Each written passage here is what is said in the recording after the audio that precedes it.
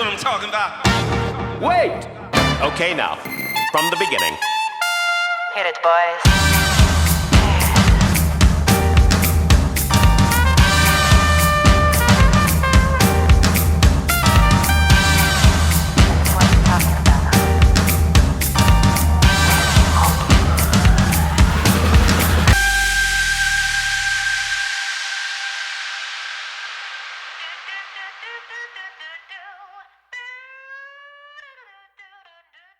Hey everyone, welcome into the Arena Multiplatform Gaming News Podcast. This is episode 120. I'm your host, Expat, along with my co-host, Turn-Based Carl. Our other co-host, Burley of Burleyman Gaming. He should be back with us next week. So Carl, how you doing, man? Doing good. Yeah, you know, he's got to miss the live show, man. Yeah, first live show we're doing here on the Arena Productions on our YouTube channel. Of course, and obviously our ad-free version will be up on Patreon as well, but yeah, we're live here on YouTube. So yeah, so all of you subscribers, you can join us in the chat and be part of the conversation today. So we hope you come and join us.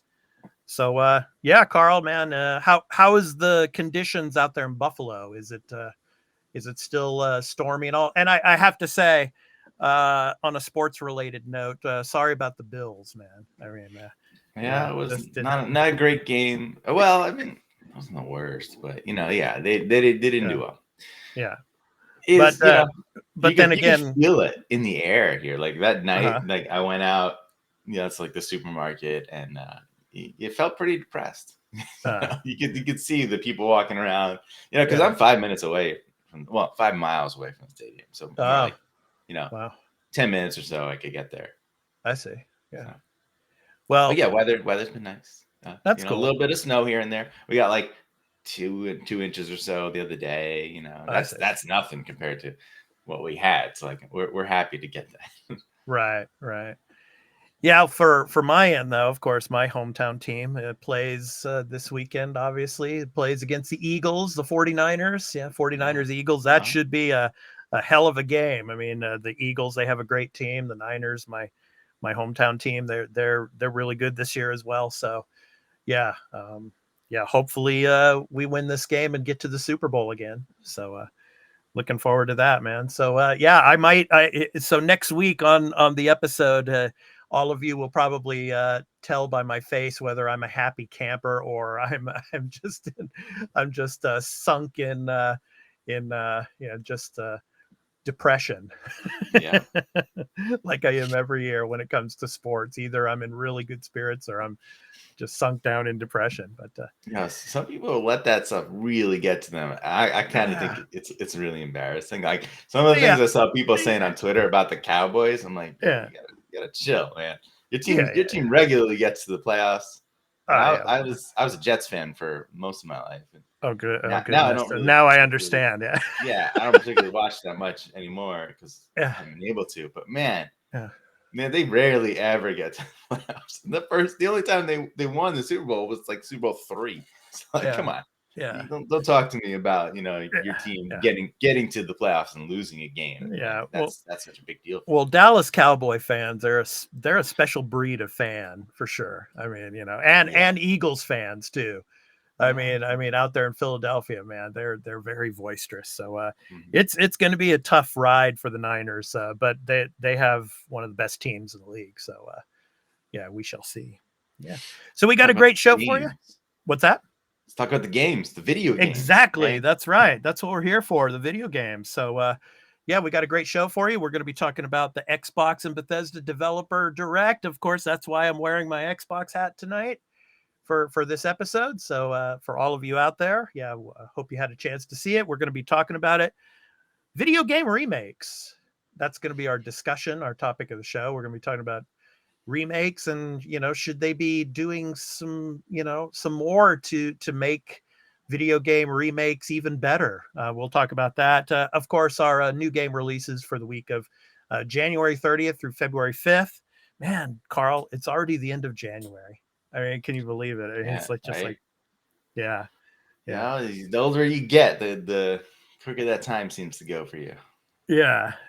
So we're going to be talking about that. And of course, the Game Pass games, of course, with the Direct. Some of those games popped right to Game Pass, and some of the Game Pass games that are coming in early February. We're going to be talking about those too. But before we do that, here's a brief word about where you can find the podcast. Before the crew discuss what they have been playing, this episode of The Arena, a multi-platform gaming news podcast's ad-free version in audio and video formats, will be going to Patreon after being recorded.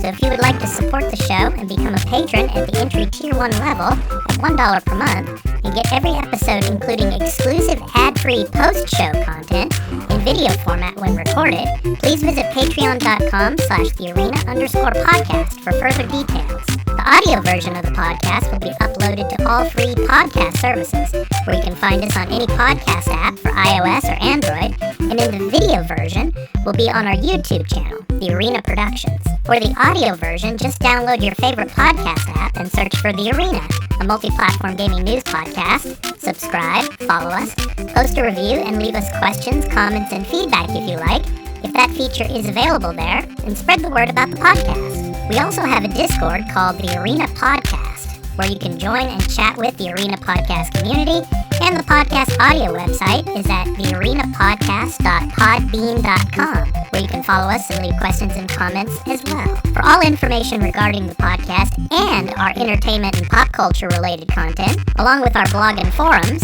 visit the official website of The Arena Productions at www.thearenaproductions.com. Finally, you can also follow us on Twitter at The Arena AMPGNP, as well as on Instagram at The Arena_podcast. Now, back to the show.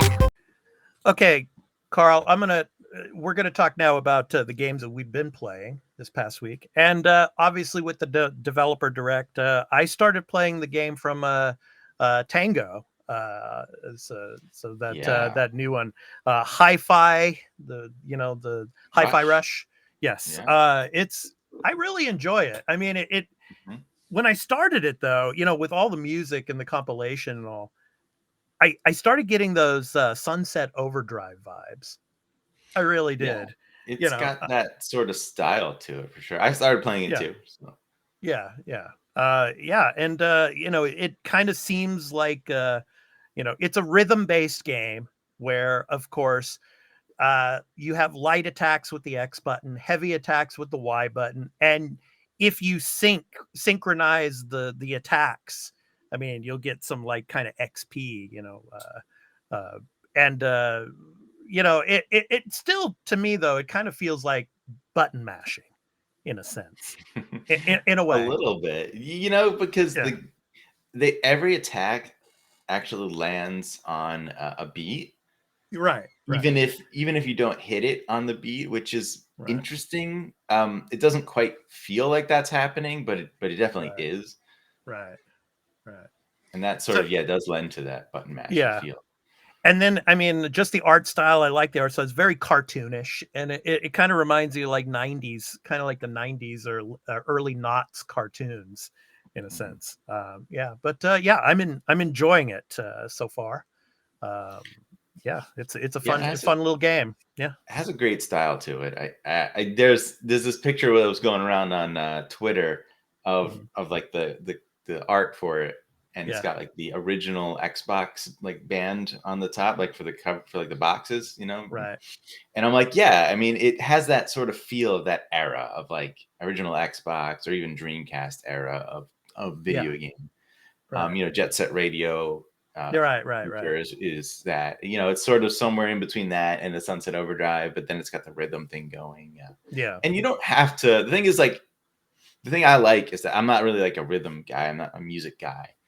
And you don't really have to worry too much about that. Like, you want to do it, and you'll get it often enough. Like you'll get you'll get attacks on the beat often enough. So you don't actually have to do anything on the rhythm. Like it's sort of happening no matter what you're doing.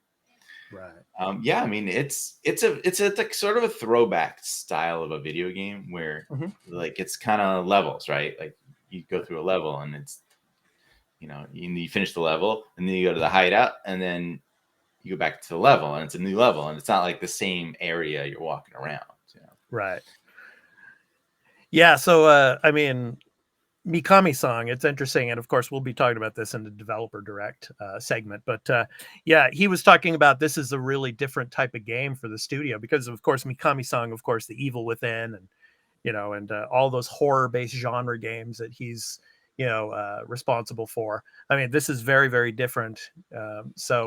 Yeah, I mean, and the main character too, he kind of reminded me also of the main character in Tales from the Borderlands, because in Tales from the Borderlands, the main character, he has the mechanical arm as well. Okay. So I'm like, I wonder if the creative director had some something in mind of using that from the main character of Tales from the Borderlands, and of course the game has its little funny quirks and all to it, kind of like Tales from the Borderland does as well. So yeah, and then the AI cat is cute as well. So, yeah. The characters are good, the writing is good, the story is fun. Right. It's not like a deep thing or anything, but like I'm enjoying the lighthearted sort of quirkiness of this story. Yeah, that's good. I mean, if I compare it to like Sunset Overdrive, which is open world, very different. Right, that game had incredible gameplay, but yeah, as far as like story wise, like I didn't like the main conceit of that game, which is like the energy drink caused the these monsters and everything, right. And it was like not, I don't know, I just didn't like what was happening. Whereas in this, like I get like his ability all comes from this arm, right? Like it all that sort of like makes sense. Like I hate when in the other game it's like, oh, you're grinding on rails, and why why can you do that? You're just a regular dude. Like they don't explain that, versus like this guy's got the arm and it's magnetic, and I love how like the thing pops out of his arm. You know what it is, and then all the parts magnet. All those pieces from like the robots that he destroys or whatever. Yeah, and it looks like a big wrench. Weapon. Yeah, it looks like a and I was like, wrench. that was cool. All right, this game's got like tons of style. And I got to the first boss, and like that was the Nine Inch Nails song, and like I love Nine Inch Nails. Oh yeah. This is working for me. And the cool thing about this game is, especially for those of you out there that are streamers, it does have an option at the beginning of the game for like a streamer mode. So because obviously Nine Inch Nails and all of the copyrighted music that's in this game, if you live stream this without playing it on streamer mode, you would probably get flagged. So I mean they have a streamer mode so that it plays music that won't get you flagged and won't get copyrighted. So that's the cool thing about the beginning of the game, that you have that option. So anything else you've been playing, Carl, this past week? I mean, I played some more Chained Echoes, but nothing. I don't think I have anything new to say about that at the moment. Okay. All right. So of course we had our Xbox Developers Direct. So now they're kind of becoming more like PlayStation and Nintendo Direct. They got their direct. Well, PlayStation is State of Play. It doesn't have Direct in the title. Right. So it's a Developers Direct. Yeah. So it was about 45 minutes long, and they went from studio to studio. And what I'm going to do now is I'm going to play the trailers of the games that were shown off during the Developers Direct as we talk about this. So let's go ahead and discuss this, Carl. So obviously first was the Minecraft Legends. Yeah. So and the piglets there. Piglins. The piggins. Yeah. All right. So I mean, this obviously, to me, I'm not so much a Minecraft person. I mean, this probably was the least just the game that I have the least amount of want to actually play. But still, I mean, for me that would be Elder Scrolls Online, because I hate MMOs. God damn it. But it looks fun. It looks fun, and I mean, you can play this, and you can play it in co-op, and you of course work together, build fortresses to get ready for sieges and all, like you can see here. But I mean, go ahead. I like Minecraft. I do. I think I played a lot of Minecraft, just like the survival mode, like on myself, just enjoying it, and I played co-op somewhat with my wife. But, yeah, and coming April 18th, so yeah, that was this game, I wasn't, it wasn't really something I was looking forward to, but when I watched this, at the Developer Direct, I was like, yeah, I mean, this actually looks like it's going to be really good. Yeah, I like a lot of what they're doing in this. It's unlike the other one they did, which was Dungeons, right? Yeah. This has procedurally generated worlds. This has building, two things that are, pretty much staples for Minecraft. Yeah. And I think all the sort of mechanics involved in how like the base building and the combat is happening, and the fact that you can sort of go out and sort of do sort of PvE stuff, Right. as well, it seems really interesting. I think it's a game that could possibly like find a big audience and low key like be hugely successful, but not like one of those things that everybody's going to talk about all the time. Yeah. Yeah. Now we get to Forza Motorsport, and boy, oh boy, this looked beautiful. I mean, just the ray tracing, and then of course like the lighting, like like the sunlight on each vehicle. And the dirt that builds up on the cars, just down to every single little detail. It was amazing. That was honestly, like, out of everything they said in this, I was so into the idea that like, oh wow, like the dirt building up on the car, and it's specifically like designed so that like they like did tests on the car to figure out like where the dirt would build up and stuff like that. I'm like, right, yeah, man, that's awesome. I love that. Yeah. And I mean, and then just like the night, like the city lights in the backdrop, and in the foreground, and just and even in the daytime. I mean, it just looks beautiful. I mean, it just and so many different car variations in this game. I mean, the most of any other Forza game that they've ever had. So, like this is a 500 to start, which is of course really high. It's got it has ray tracing in game. I think it's ray trace reflections. I don't think it's illuminations, but I'm not 100% sure what they said. They said something about both, I think. Yeah, and like a 4K 60 also. I mean, I mean, it looks phenomenal. The one thing is like you didn't really see straight up gameplay, right? There was like brief sort of off screen gameplay. But which, I don't really think that's a huge deal. But the thing is, like with this type of game, when you're watching replays, right?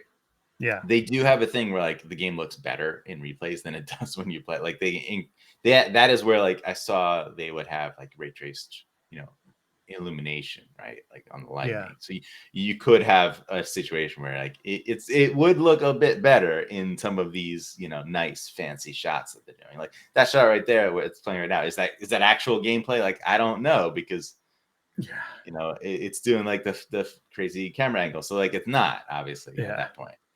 But that could be a replay, right? Which is so what? Yeah, but that's fine. I mean, this is the one game that didn't have a release date, right? And see, this is when do you think it's here. coming? Like there's actual like interface, right? So like very quickly they had a shot right there. Yeah, when do you think it's coming though, Carl? I would say probably the fall, or maybe I think summer. Yeah, I don't know. I think that they don't know. That's the thing. Is that they think. If they were going to delay it, they would have said, fall or something, right? 2023. Yeah. They just said coming 2023. So as it stands, the last, they said that everything that they showed at the previous event, E3, was coming in the, but basically in the first 6 months of this year. Yeah. And, technically speaking, it's supposed to still land in that time frame. Will it? Yeah. I mean, if I think this could be the one that maybe doesn't make that out of all of them. Yeah. But who knows? I mean, I don't think this one is the one that matters so much. Like nobody is really expecting this to hit a certain day. Like the people who are fans of this are going to wait. They've waited long enough. Oh yes, definitely. Definitely. Yeah. I mean, that's the thing.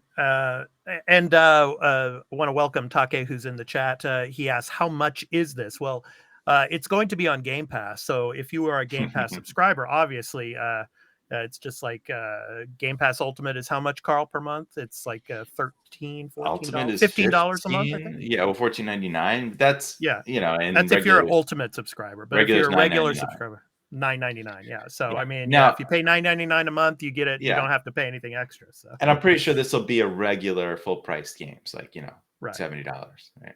Yeah, $70 if you do not have Game Pass. Yeah. So yeah, but and Microsoft did say that they are raising the price of all of their next gen only games, which is pretty much everything they're making now. So yeah. And one thing I want to say about this direct, though, and here's the night view. I mean, it's just so beautiful, and like in the foreground there. Yeah. So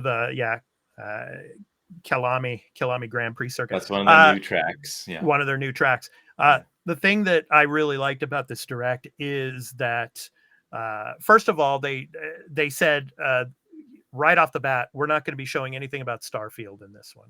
They're like, Starfield is, we're not talking about that because, that'll be at a later date. So they let everybody know that.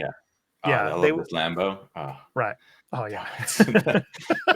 Yeah. That's the one from like when I was a kid. Right. But what I also like about this is they show inside the studios. It wasn't like two developers sitting down in chairs and talking to each other. You actually see these people, the real people working within the studios and working on the games, like on the audio, the sound system, and working on the computers and everything. And that's what I really like about this. And then of course you get the studio or the game directors, describing things here, like Asaki-san here. But yeah, I mean, that's what I really enjoyed about it. So the presentation of this was excellent, right? Yeah. Even down to the visuals, like the graphical style of like the whiteboard stuff and the way it's sort of drawn on, right? And like in the beginning, if you weren't someone who was listening to sort of rumors and sort of leaks, you might not Hi-Fi Rush or Tango was rumored to be there, but we didn't know for sure. And when it opens, it's like 4 games, and then it's like nope, 5. And that was just a cool way to do it. I really enjoy that. And talking to developers directly is a nice way to do it. Right. And here we go. Of course, here's the game that one of the big ones that we did get a release date on. It's coming in May, of course. So RedFall, and we got some gameplay here.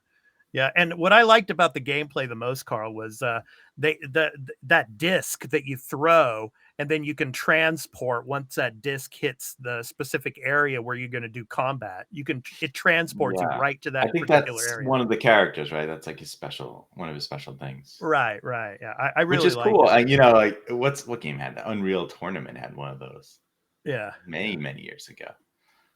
Yeah. This game, I think, as far as like gameplay wise, I mean, it looks really interesting. There's a lot of cool stuff happening with the enemies and stuff. Like I really loved when they showed that enemy that can like put up a wall of darkness in a certain area. Yeah. And you can like sink into the ground and pop back up. Yeah.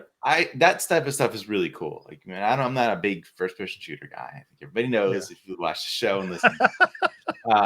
But you gotta have cool, interesting stuff. Yeah. If I'm just, if it's just guns, everybody's just shooting, like that's boring to me. But when you have cool special abilities, you have supernatural enemies, then it could be fun to me. It could be really interesting, different. Well, what I liked about I don't know if we see it in this particular trailer, but I think it's later on in the trailer where you're going through the house and it's really dark and at night, and you just have the flashlight and you're going upstairs and you see all the writing on the walls in blood, and then you turn around and it's like a survival horror like jump scare element to it, where the vampires are right there in the house and you have to take them out.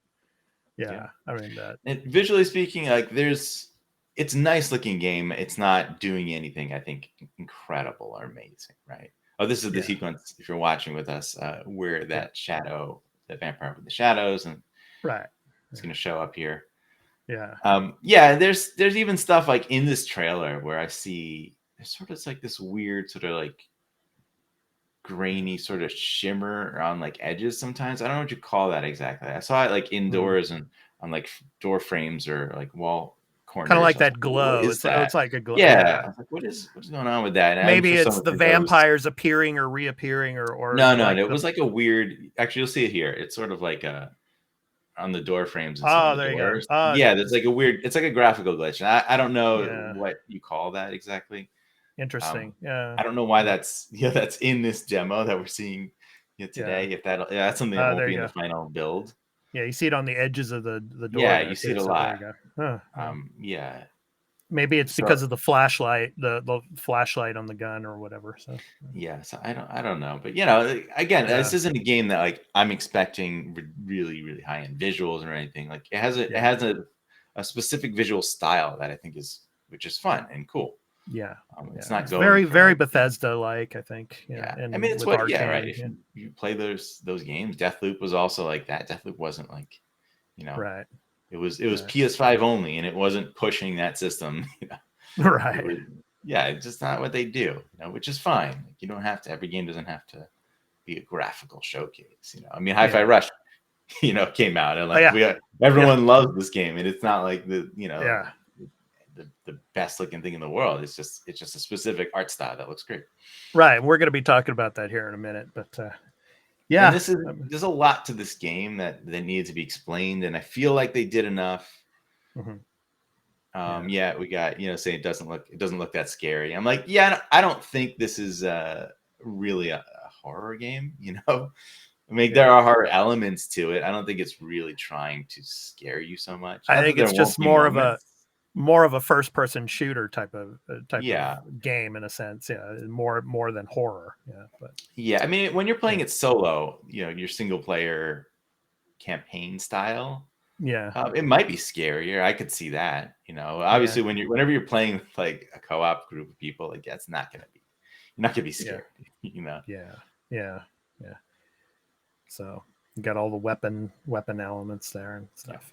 You got robots, and you got weird, like telekinetic powers, and right. That raven that helps you. It's like that's not going to be scary. Those are like fun supernatural abilities. Exactly. Just for distraction purposes and all. Yeah. So like I don't see how you pair that with like serious horror, right? Yeah. So and all the writing on the wall there. So but this game has they showed that you have like safe zones where you're going to get missions from people, right? And then there's that I forget what they called it. I think it's going to come up. There's like this weird, so I read about this too, this like psychic sort of world that the vampires control, that you can go in there, and there's like those are supposedly, I read that they were procedurally generated areas, which this trailer didn't really tell you. Yeah, it's like the multiplayer elements. I mean, of course, the game is based in RedFall, Massachusetts. So basically, these vampires have taken over most of the city, and you go, of course, district to district to I guess liberate those districts. That's pretty big. This is like that thing right here. Yeah, the heart that's in the middle. Yeah, that's you have to take that out. And then I think one of the bosses comes up at the end of it. So, but oh, there you go. The scope. Now here's what I like. Your teleported thing, the disc that you throw down and boom, and you're teleported right down to the combat area. So I like that. So I think this game could be really good. I don't know if it's gonna be a hit or not. I mean, these type of games, like Borderlands, right? Like that. I think that sort of played out a bit. Like that was original, and then Borderlands 3, I think that did well, but it didn't do like crazy well, like Borderlands 2 did. 2, right? People have experienced this type of thing before. But it's new IP. I mean, it's adding the vampire theme is really cool. Like I definitely think that's a good thing to change up in these type of games. Yeah, there you go. Destroying that heart there. So and then the weird aspect. See that like this other dimension thing that they're in right here. Right. That was supposedly something that when I read about it said had procedurally generated areas, which I was curious how that worked, but they didn't really go into that here so much. Yeah. So yeah, just lots of boss battles, I think, throughout this game. So yeah. Many areas. I wonder how long it's going to take to finish the story on this game. Yeah, probably I'd say maybe 15 hours or more. Could be in that range, yeah. Yeah, Sounds it could about be in right. that range, yeah. Yeah, So, it could be more, 20 something, It's probably a game that if you want to do everything in the game, it could be significantly more depending on how dense this open world has all, and how the extra missions and things to find. right. Also, you got revival powers and everything too there. So yeah, you get the skill trees. I love that that purple sort of telekinetic right. that the bullet hail that Layla has, right? And this the umbrella thing. That's so cool. Like she's the character I want to play as for sure. Yeah. Just the weapons. I mean, kind of reminds me of the Wolfenstein games. All these different weapons you can choose from. Yeah. You get the stakes. They said you get to extended magazines. Oh, there you go. Stakes to your gun, and there's my weapon right there, the sniper rifle. Yeah. So now this is, I don't know what that is, like some kind of stake that you throw into the ground there, and then it redirects like electricity and well, like whatever kind of light, and it turned them to stone or something. Yeah, axe handle. Wow. Yeah. So they were talking about this, like stakes, to kill them. So you can. Yeah, and it's gonna have all of these different weird weapons and probably microtransaction stuff to buy all these other things. Yeah. There's a what do you call it, pack, some sort of like season pass sort of pack thing you can buy that says like there's going to be 2 new characters eventually, and I'm like, oh god. Like, that kind of thing. I mean, that's not for me. I guess if it's successful, that makes sense, right? To do that. The characters seem like developed enough that it's weird to exclude players from getting new characters, right because they have very unique abilities to them. I do kind of wonder, like, can anybody use any gun, because it almost seemed like certain characters use specific guns, but maybe that's not true. I don't know. But yeah, I could just see how a lot of games these days, when it comes to microtransactions, it's the negativity, when it comes to that. I wonder how that will play out if there's a lot of microtransactions in RedFall, which probably there won't be too many, but we shall see. There's going to be, I think, some form of monetization in the going forward, because any game that has expects you to play long-term online is going to do that, because that's the point of doing that now. So I understand that, if that's the case. Are you going to play this on Game Pass day one? I don't know. It's not the type of game that like I go to play day one. Depends what else is around in May when I'm playing. I want to try it. I really do want to. Yeah. But like, I didn't play Deathloop when that came to. I still haven't played it. So well, there have been rumors this week too that with Ghostwire Tokyo, that the exclusivity deal ends in March, and that could be coming to Game Pass at the end of March. So it's definitely gonna. I mean, it's definitely gonna, but we don't know exactly. Here's that thing there's the Bite Back edition, upgrade, the Vampire Hunters pack. See, like, those are the things that you're gonna get. Like, here we go. Hi-Fi Rush. Now, we're playing this now, and it's really cute. I'm really enjoying it. So the art style and everything. So I mean, shadow dropping a game like this also is very interesting. I see, like, that's I always thought that was a risky strategy, and it probably is, depending on the type of game. I think this game, it made a lot of sense, because if you did this trailer and then you waited, however many months to put this out, the discourse around it, the certain type of people who are gonna talk shit basically about anything that comes from Xbox, for example. Yeah. They're not going to say a lot of great things about this, even though like it's great style to it. It looks cool, but like this is it seems like more of a AA type of project. Yeah. It looks I agree a with lot that. like it looks, and even does somewhat feel in some ways like what indie developers are doing. Right. Like right. When I first saw this, I thought indie. Yeah, it's exactly, what I thought. But this could be something that would be, like your high end, indie darling, right? That gets like Game of the Year nominations, or at least, indie of the year. And now this can't get that nomination, which is weird because and obviously you can tell there is a budget and a higher sort of production value possibly to it, licensed music and all. Right. Right. But it's not. Yeah, I don't think this is a game that they, had a huge team on and put a ton of money into, right? Like this seems like an in between project, but like they did. What was it? Ghostwire Tokyo, right? That was like their sort of AAA last game that they worked on, and then this was something that apparently they started developing like years ago, but. Yeah, I imagine they had to focus deluxe on edition. Yeah, everything's got a freaking deluxe edition. Yeah. Okay, here's the one, Carl, that you didn't care for the most, but it's just more content for an MMO. Yeah, and free though. If you're on Game Pass, what a treat. You get all the like more than 20 different DLC packs.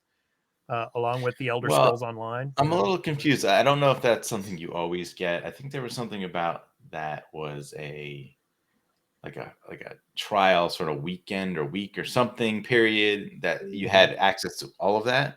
Yeah.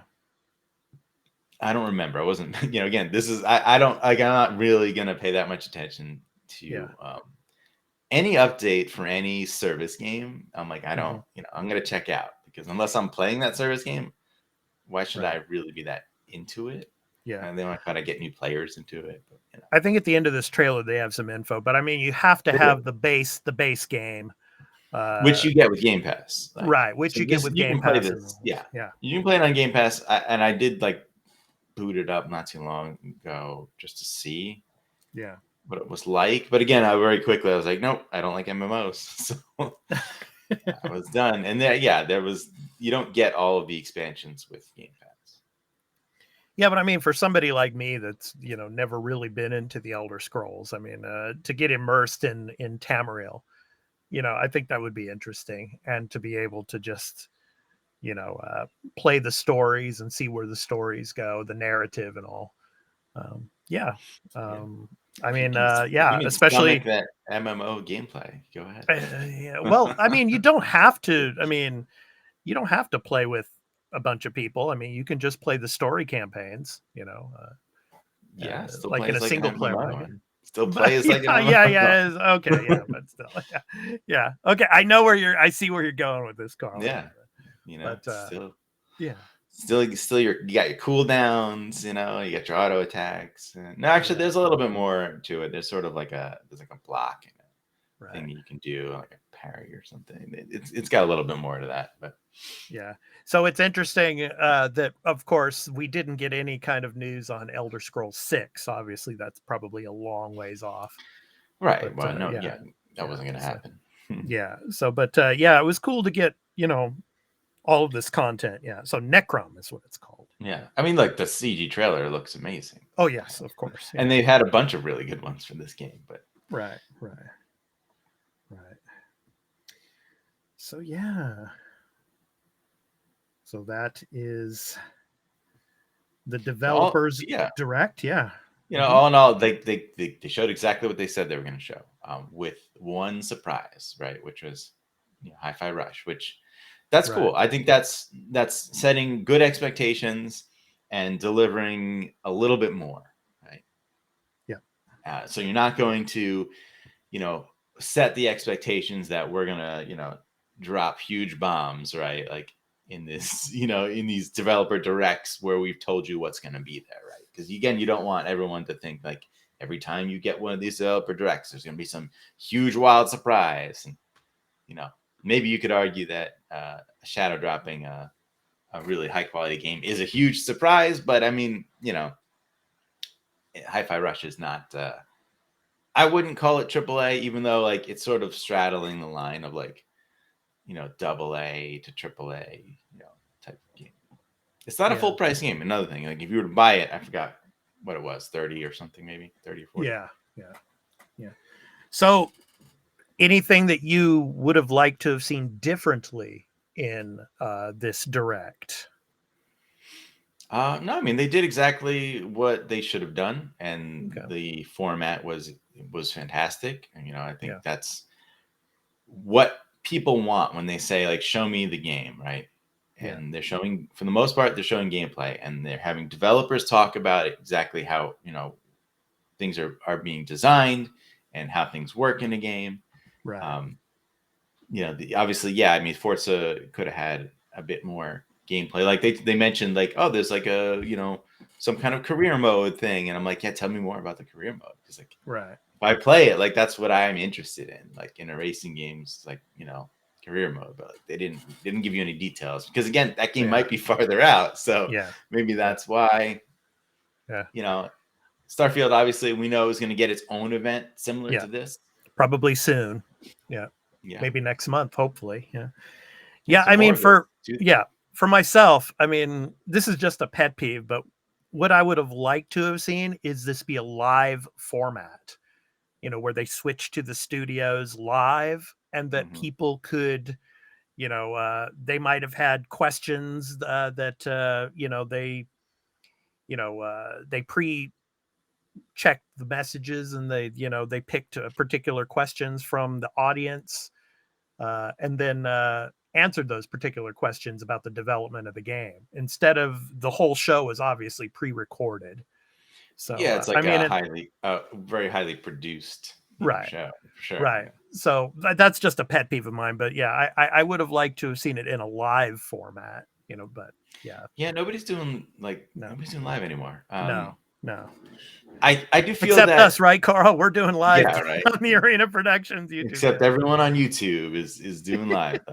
I think maybe you could get back to live shows on like E3, but even that, I'm not 100% sure if that'll come back. I know Phil Spencer has said like he loves that. The moment, the energy that can happen for those is fantastic, but the reality is that they are problematic. You can have things go wrong. Right. And in this day and age, it's a bigger deal than ever, because you've Craig, right?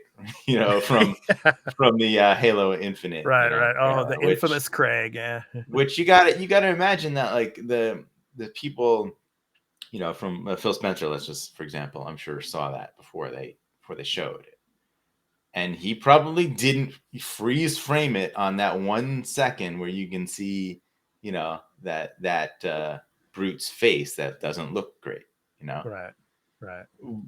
That's the kind of thing that only comes of the fact that people are like overanalyzing it, right? And trying to see anything, funny that they can make fun of, they can meme, right? Right. And if you have a live show, I think there's more situations that can arrive that will get memed. I think people are rightfully scared of that in this era of, social media being so prevalent, especially in gaming culture, right? Right. People who are really into this space are watching all of those things and spreading it everywhere. So like if something pops on Twitter, you might not even be a big Twitter guy, but you might see it on a Discord that you're in, right? You might see it somewhere else on Instagram or, any other of these places that it's getting reposted. And even a news site, even a news place is probably going to, like, if a meme gets big enough, they're going to report on that meme, right? Right. So, gotta be careful. Yep. It's the internet age. The age have a controlled, produced show now. Exactly. Your directs, your state of plays, and you're it's a developer direct. Hey man, this show is controlled. Yeah. Controlled by me. I go wherever I want. Okay. All right. So let's move on to the topic of the show. Obviously, yesterday, a big remake was released, Dead Space, obviously. And we're going to be talking about that. But obviously, I just want to mention, and I think you were tweeting about this on Twitter, Carl, that, of course, The Last of Us, season 2 on HBO has been greenlit. I mean, we knew that was going to happen, right? Oh, yeah. Yeah. So imagine, obviously, The Last of Us has been, like remastered, but imagine a remake where, now this is not spoilers for the show for people that have not watched the HBO show yet, but obviously they have made some changes to the show as opposed to the video game. So in a remake, wouldn't you think, like, if they remake The Last of Us Part 2 in the show, so this is not really spoilers, but there are some things that they do differently with the cordyceps virus, with the cordyceps fungus, I should say. Mm-hmm. In a remake of, say, The Last of Us Part 2, wouldn't you think it would be really cool and prudent for them to implement some type of, new gameplay that focused on some of the differences of, like, the cordyceps fungus and how it's being implemented in the TV series? Yeah, I think maybe you're talking probably specifically about that new thing where they can, the sort of plant aspect of it can sort of alert. Right. It's I'm calling it a smart fungus. Basically. Yeah, they can alert the, what do you call them? The infected, right. somewhere far away, right? And that, right. And I think it was Neil Druckmann specifically said, like, that was a really cool idea and he liked it. So that's why it's in there. Would I put that in a remake? No, because that game's already made. You're not gonna, like, add a new gameplay mechanic. That seems weird. But in a third game, for sure, yeah, incorporate that type of thing. Like Last of Us Part 2 PS5 version that I think is inevitable. Yeah. Is just gonna be a visually enhanced type of game, right? Yeah. Will they? I don't think they're even working on additional, like, sort of DLC content. No, I don't think so. Not yet. They could be, but I think, who knows? They think they are working on, and we know they're working on the multiplayer game. Yeah, and they did say that multiplayer game had story aspects to it. Yeah. So I think that's where their focus is right now. And Neil Druckmann did say that third game is something that could happen. I think we're going to talk about that, right? In the post show. That's in the post show. We'll be talking about that. Yeah, we'll talk more about that. Yeah, we'll be talking about that. But as we're talking about remakes and in our topic of the show, I'm going to go ahead and show you the gameplay footage from, of course, we get gameplay footage from Dead Space, the Dead Space remake. So yeah, let's take a look at that and let's talk about, the topic of the show. So obviously the link to the IGN article is below for you. Basically, what I liked about this article is that the writer talks about how, a lot of games today are basically just clones, with a fresh coat of paint. For example, there's for example, Shadow of the Colossus is basically a clone, and it doesn't really have any new gameplay elements to it.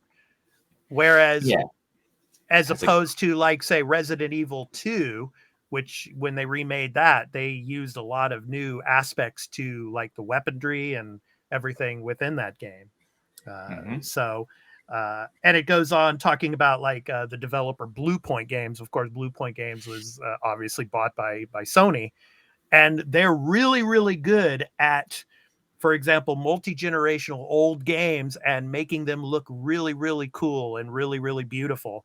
But it's the same exact game. There's no new elements to it. Well, like Demon's Souls. Yeah, exactly.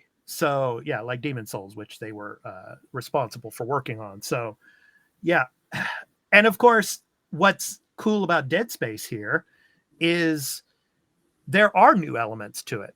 In this remake, there is going to be some additional DLC. There's also going to be when it comes to the story, there is going to be an alternate ending, which that was leaked due to the trophy lists that leaked early. Okay. So yeah, I mean, so that's what I really like about remakes when it comes to, actually wanting to play these things instead of shelling out an additional $70 for a game that I've already played before, that it's exactly the same. It just looks prettier, But we live in an age where, nostalgia is a big part of pop culture, obviously. And the demand for these games, are prevalent. But I would like to see new aspects of the games.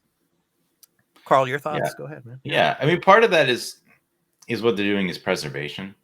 And yeah, it's not the original, right? But I think if you keep close enough to the original, this is sort of keeping that alive. Because if you want to play this on PlayStation, for example, I mean, it's a PS3 game. Yeah. So you're going to have to play that streaming. Yeah. There's no emulation there's no, like you can't just play these PS3 games natively on PS4 and PS5. Yeah. You could do that on Xbox 360, and that's how an Xbox One or Xbox Series, and that's how I played the original Dead Space. Actually, it was a couple of years ago now. Yeah. But yeah, like it's a weird space. Remakes are like, I hate the fact that like we don't have any real definition on like what's a remaster now versus a remake versus like a reimagining, right? Yeah. Yeah. Because Resident Evil 2 really pushed that boundary. I think if I recall, it's like sort of the first remake that took an old game, brought it up to modern standings, but also changed certain aspects of the story and things that happen in the game, but not totally, right? Like it's still basically the same game, right? There's obviously it's not 1-to-1, but it's very close. And then you have your Final Fantasy VII remake, right? Yeah. Which is not at all 1-to-1 in any way, shape, or form. And they went, see, like that's to me where like you go too far. I don't like that at all. That you took a game that like was beloved and you changed the entire way it plays. So you made it a completely different type of game. Right now it's more action instead of. Well, that's a two-edged sword, I think. I mean, there's a lot of people out there that actually like it, but it depends on your style of gameplay, what you like. I think in that regard. Which I get, like I totally understand, like that is a more modern style, but you're not doing what this game is doing, right? Dead Space, for example, which is taking this type of gameplay and modernizing it with sort of quality of life improvements, right? Yeah. There have been many examples of turn-based RPGs given quality of life improvements. Yeah. And so there were ways to do it. And they just chose to make something completely different. And then they chose to also take only, like a 5-hour section of the game and make that like 20-something hours. Yeah. And, they split it into multiple parts. So that's, to me, like Final Fantasy VII Remake is like the worst example of what you can do with a remake, even though like it was successful. Yeah. Yeah. Like I don't want other developers to look at that and say, yeah, we should do that. Like, no. And then on the flip side, I was going to say, when it comes to like remasters, I mean, recently we've had some like horrible situations, like the GTA remaster, that was really, really terrible. But I don't know, what are your thoughts on, obviously we're getting another remake coming up soon, Resident Evil 4. I mean, how do you think that's going to go? I mean, it might just be exactly the same game with no changes to it at all, or there might be some little tweaks to gameplay mechanics or whatnot, or maybe some kind of story related changes. What do you think? Yeah, I mean, I think we're gonna see Resident Evil 2 remake, right? They're going to do that with it, where there's going to be some things different, and there's going to be improvements to the way it plays, because that game's not as old. See, that's a game where I would say you didn't need to remake, right? I think it holds up the way it does. Visually, still looks good. Yeah. It's playable on everywhere already. Yeah. I don't know like why they thought they needed to do that one, but it's a really popular, successful game.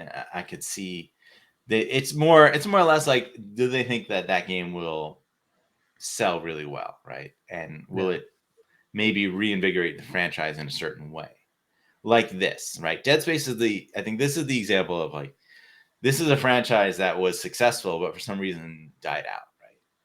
Yeah. And they want to bring it back. And they're looking at what's the best way to do that? Well, instead of spending the money and time to build an entirely new game, we'll do this very high-end remake of the original. And I don't think there's really anything wrong with that when it's a game that maybe not enough people played, right? And is not as easily as accessible. Yeah. But what I read, though, that they are adding some of Dead Space 2 elements to this remake. I think when it comes gameplay-wise, when it comes to like the mechanics, for example, the weaponry mechanics and things like that. So yeah, I mean, I'm pretty sure they have the Dead Space 2 version of the Zero G sections. Yeah, probably. Yeah, because in the first game, the original, you couldn't freely float about.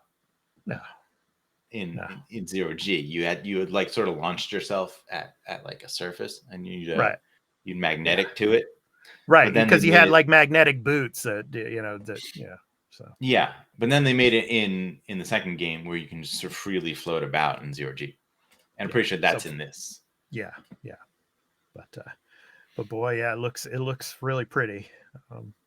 It does. It's a great game. I think the original version still holds up well today. You could have just played definitely.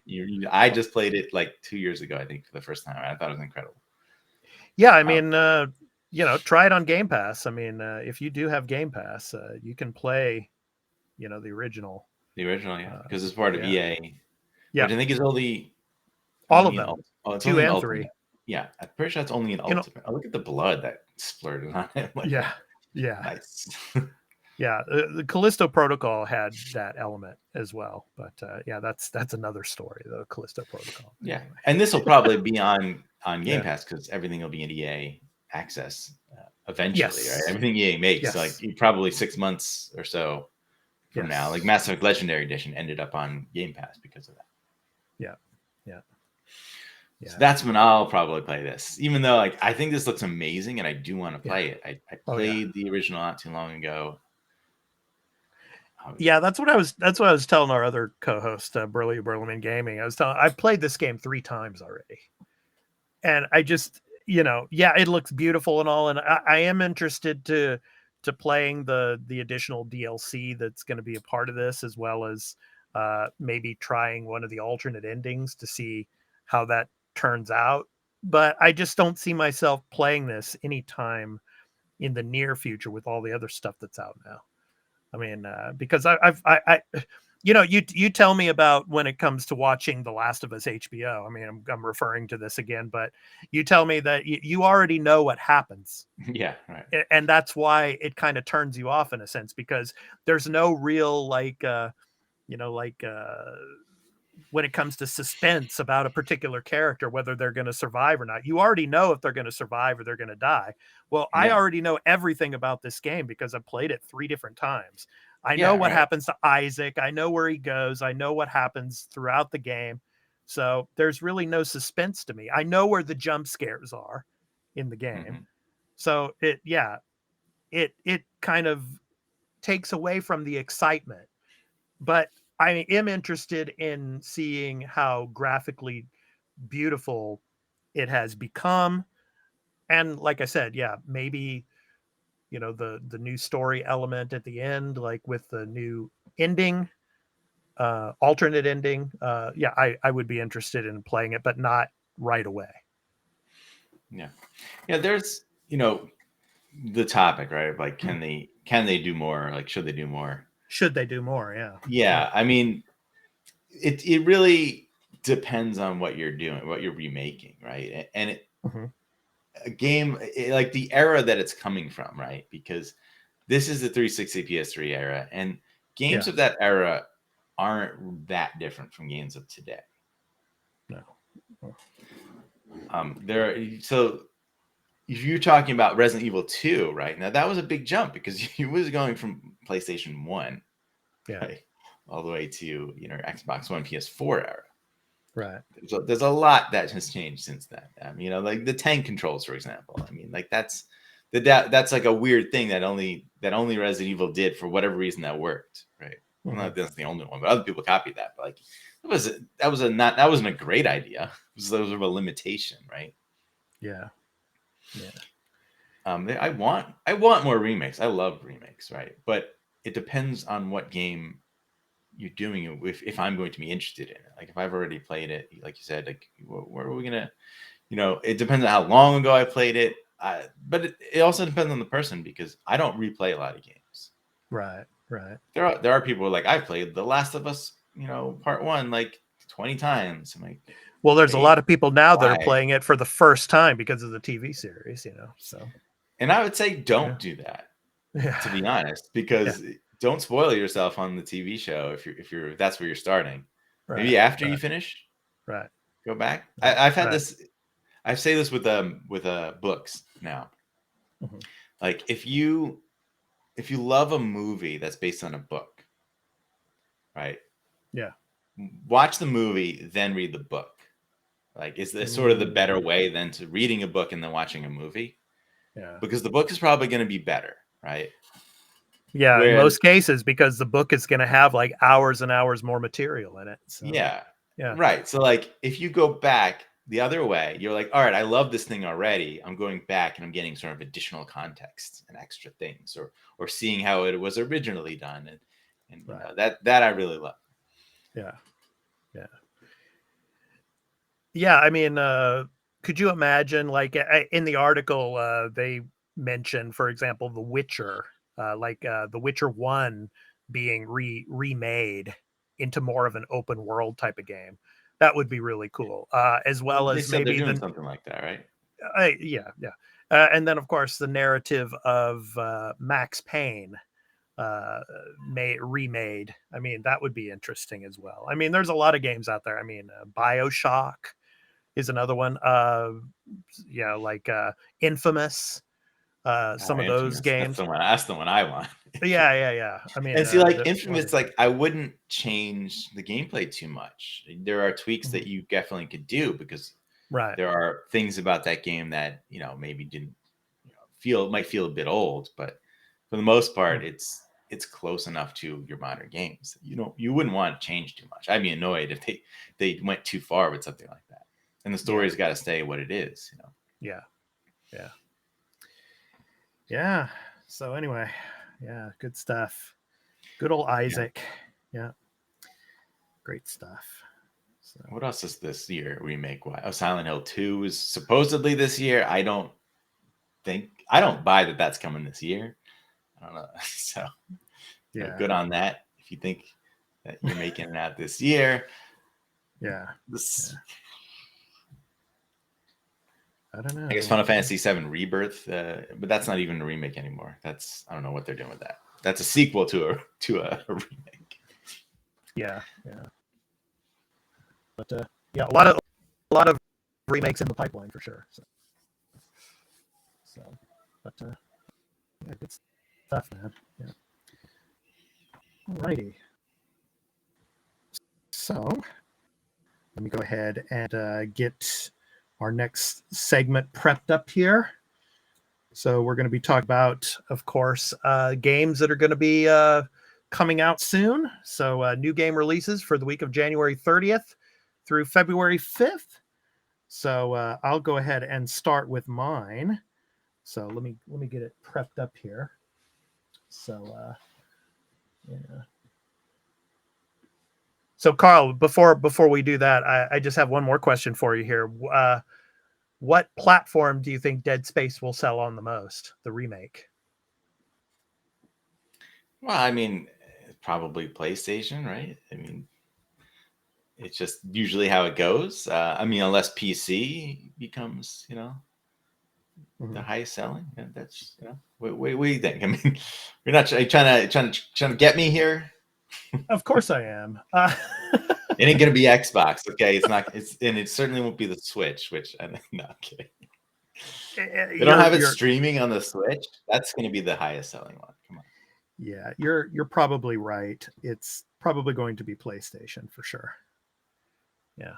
So, but then, yeah, I as we were talking about Game Pass, I mean, it's probably ultimately going to be coming to Game Pass soon at some point. So I'm sure some people will be waiting for it. Yeah.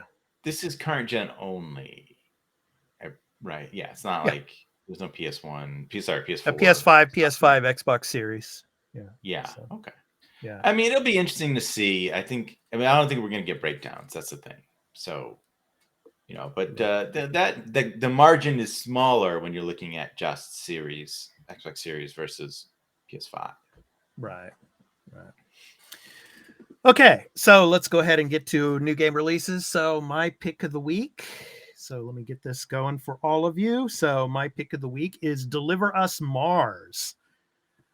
So Deliver Us Mars is an atmospheric sci-fi adventure taking you on a suspense-fueled high-stakes mission to recover the Ark colony ships stolen by the mysterious Outward. So it comes to PC, PS4, PS5, Xbox One, and Xbox Series X on February 2nd. So yeah. So it looks pretty cool there. Yeah. She got the Lara Croft dual what do you call them? Climbing hooks. Yeah. I mean, I picked this because, The Martian. I really like that movie. I really like the book as well. Movie. Yeah. And so I thought, hey, this might be somewhere along the lines of that, and their, travels to Mars and all, and how Mars might look like. So, and the puzzles here look pretty cool too. So in the game. So, yeah, cool little indie title, I think. It could surprise. Yeah. But and this a touching story there. There you go, Laura, like you're saying, Lara Croft, climbing with the the pickaxes and all. Yeah. And there you go, some Mass Effect as well. Yeah, it does look like that. Yeah. But interesting story, I think. Deliver Us Mars. Yeah. Okay, Carl, you're up next. What did you pick? All right, I picked Inculinati, which is coming on Tuesday, January 31st. It is, it says PC Early Access, Xbox One, Xbox Series X. Yeah. Inculinati is an ink-based strategy game straight from medieval manuscripts, where a rabbit's bum can be deadlier than a dog's sword. Take your turn in Inculinati duels filled with unexpected tactical depth and humor. Embark on a ever-changing journey, build your own bestiary, defeat medieval superstars, and collect perks to unleash special powers. Become a master of the living ink, grab your quill, and build your unique strategy time after time so that you can be named the greatest Inculinati of all time. Nice. Yeah, and this is coming to Xbox Game Pass. Game Pass day one, on the 31st. Yeah. 31st. I played the demo. And I really enjoyed what I played of this. It does have that. It reminded me a lot of like a Magic the Gathering sort of like sort of collectible trading card sort of game, because it's a duel, right, against sort of another Inculinati, like someone who's sort of drawing these manuscript style characters, and that they fight each other. And it's sort of like you have a certain amount you can summon, right? And you have not a deck, but like a sort of choices of which things you can actually summon that you can change out in between, but there's also sort of like a main storyline type quest you're going through. It seems really fun. The strategy was really fun and interesting. It's good stuff. So those are our picks of the week. So, of course, you can check out the upcoming new game releases at releases.com. So you can check out everything that's coming out this coming week. So yeah, good stuff.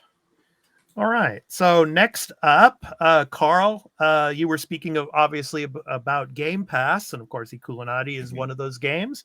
So what else do we got coming for the end of the month and for the beginning of February for Game Pass? All right. Yeah, we got a nice list of games here. Of course, available today, we already have Hi-Fi Rush. Yay. And on already out now, as of recording from January 27th, is GoldenEye 007. Yeah. Finally. Yeah, finally. Finally. Finally, you guys can play this really dated game that, maybe from the GameCube era. Yeah, that may be nostalgic for you. Actually, N64 era, not even GameCube, even before N64, that. yes. Yeah. So. You got RoboQuest, which is a game preview game on console only, January 30th. Yeah. I don't know anything about that, but you never know. Something like that. Could be interesting. Age of Empires 2 Definitive Edition on console and also cloud, January 31st. Nice. Yeah, it'll be interesting to see how that plays out now with the controller, right? How much optimization they've done to make that work well. Yeah. Inculinati is on January 31st.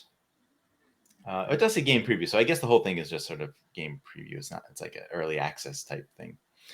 Yeah. That is cloud, console, PC. JoJo's Bizarre Adventure All-Star Battle R on January 31st as well. Yep. On all of those platforms. That was a surprise to see on the list. Another fighting game, right? This is they've got those other Arc System ones coming too later in the year, we know. So right.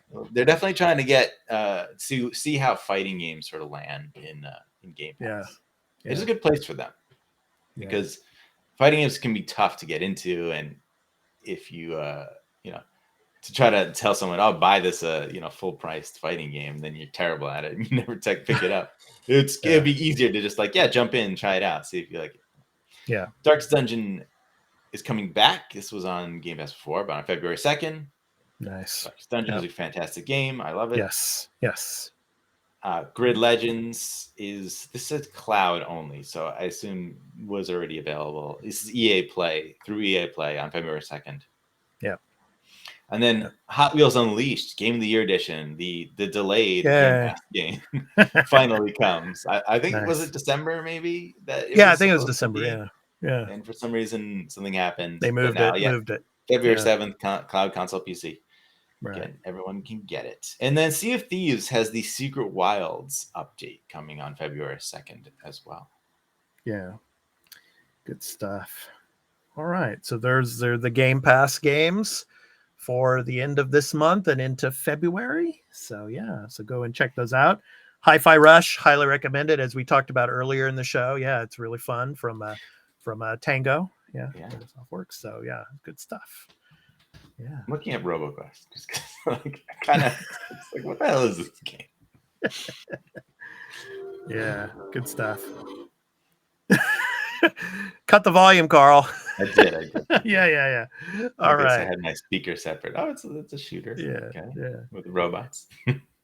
So now it's time for us to talk about the games that we're going to be playing this coming week. Obviously, Hi-Fi Rush. I'm going to continue with that. Probably try to finish it sometime this week. How about you, Carl? Yeah, I do want to play more Hi-Fi Rush. It's really fun, and it's not that long, so I feel like I'll just sort of get through that. Guess I'll go back. Then I'll go back to Chained Echoes, and man, I want to play Persona 4 Golden, but I don't like carving out that time that it's going to take. Yeah, I don't know if I'm going to do it because what is it? Hogwarts Legacy is coming up soon. Yeah. And I kind of want to just be ready for that day one. If it's as good as I think it may be, it's going to be big. I think the final previews came out and it sounds really good. They have some extra gameplay. They talked about combat. Right. They got their hands on it. Yeah, and I think it might have the stuff. So play the game before you read the books, right, Carl? Well, games are different. Right? No, because it's the opposite. You got it wrong. You watch the Last of Us show first. If you love that, Go play the game afterwards. Right. Don't play the second game. Okay. Yeah. Wait for season 2. Wait for season 2 in 2024. Yeah. I don't care. Late 2024. Yeah. However long it takes. Do not spoil yourself if you want to be surprised. Right. Like, just because for me, I just want to really say, like, The Last of Us Part 2, I feel if you know anything about what's going to happen in that game, right, and how things are going to play out, I think it definitely does hurt the impact of it. Right. If you're in the moment, if you're going in blind, like I did when I played it, I don't know anything that was going to happen.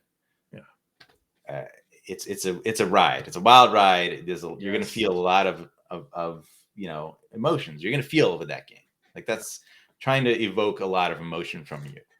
And I think it really does succeed. And I think the show will succeed. But again, you can't spoil yourself. Right. Yeah.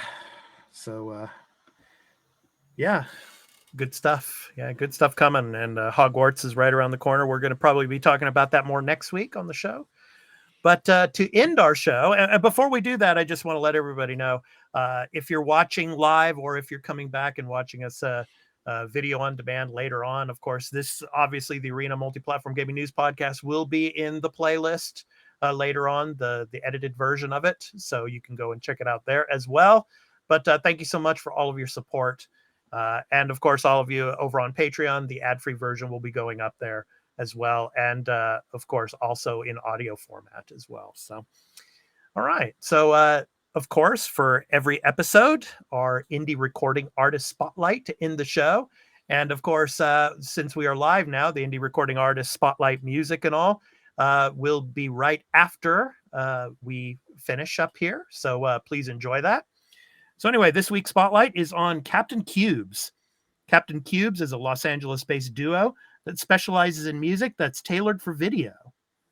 So after years of working with different artists from all around the globe, the two have found a passion for music for TV and commercials, resulting in creating music for international brands and TV shows. From their album titled What's the Song? And the song is called Rawness. So this has been the Arena, a multi-platform gaming news podcast, episode 120. I'm your host, Expat, along with my co-host, Turn-Based Carl, and our other co-host, Burley of Burleman Gaming. He will hopefully be back with us again next week. So until the next episode, take care, everyone, and enjoy the music and the little video compilation with it afterwards. So take care, everyone. Peace out.